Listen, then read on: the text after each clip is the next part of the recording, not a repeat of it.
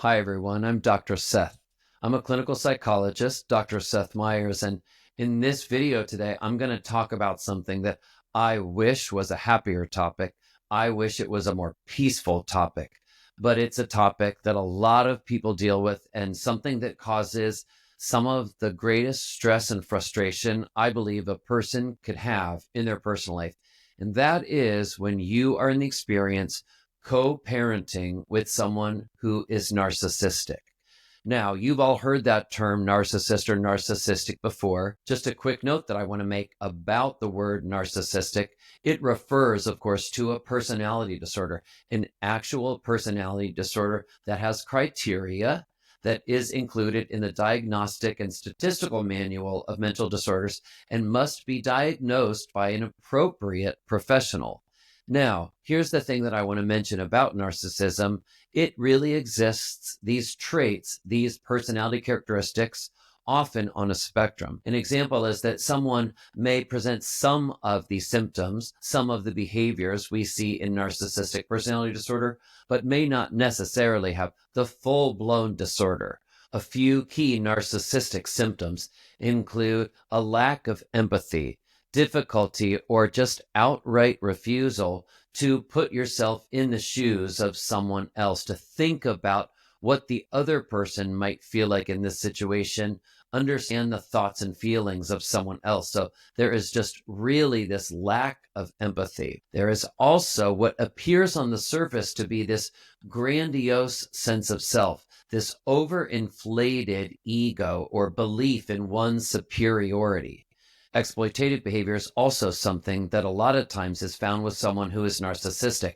So exploiting others, focusing on their own self-serving interests, and really just thinking about the other person as objects, not thinking about how something impacts them, using others for their own purposes, being calculated and strategic about getting what they want and not worried about what consequences that may cause for others. Another factor that I want to just share is entitlement.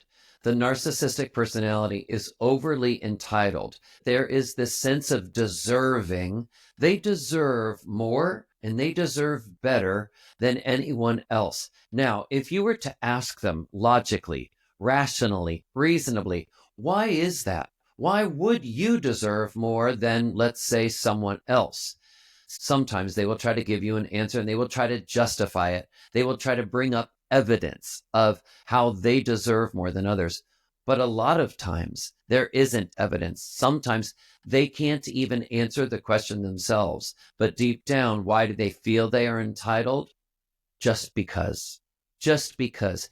In a way, the person who is very narcissistic almost feels as if they just are inherently special. There is something about them that is almost anointed. They can't always explain why it is. They just are special. And what's more, they need for everyone else around them to know it, to see it, and to comply with their specialness. Because sooner or later, everyone around them in close relationship with the narcissist is going to end up catering to the narcissist and their needs. Their needs are the most important needs in the room. It's that way now, it was that way in the past, and it will always be that way. This is sort of an example of the thinking with someone who is very narcissistic. Now, how does this relate to co-parenting with one? Well, when two people are in a relationship and they are together and they are parenting, there are inevitably going to be challenges in that romantic relationship because any romantic relationship has its occasional challenges. Add to any romantic relationship the component of a narcissistic personality, and then that relationship will have even more challenges, even more stresses. Now, when that relationship ends and the narcissistic individual is no longer in a relationship with the other person, that other person often can become just discarded. They are just thrown out, so to speak. They are no longer needed. They are no longer relevant. The narcissist usually just moves on to find someone else who can replace that person. Normal attachment, really caring about that person. Well, we had a life together. They still count. They still matter. We're not together, but I still value their feelings. I still want to maintain some sense of respect for that individual. That is not the same with someone who's narcissistic. When the relationship with the narcissist ends, it ends in a way that often feels kind of cold and chilling. It's over. It's over. Goodbye. The problem with that is when you have two individuals who are no longer in a romantic relationship, two parents, but who are responsible to still co-parent a child, there is the need to still communicate. There is the need to still collaborate. There is the need to still get along. There is also the need, wait for it, to put the needs of someone else, the child or the children, first. That is very difficult when you're co-parenting with someone who's narcissistic.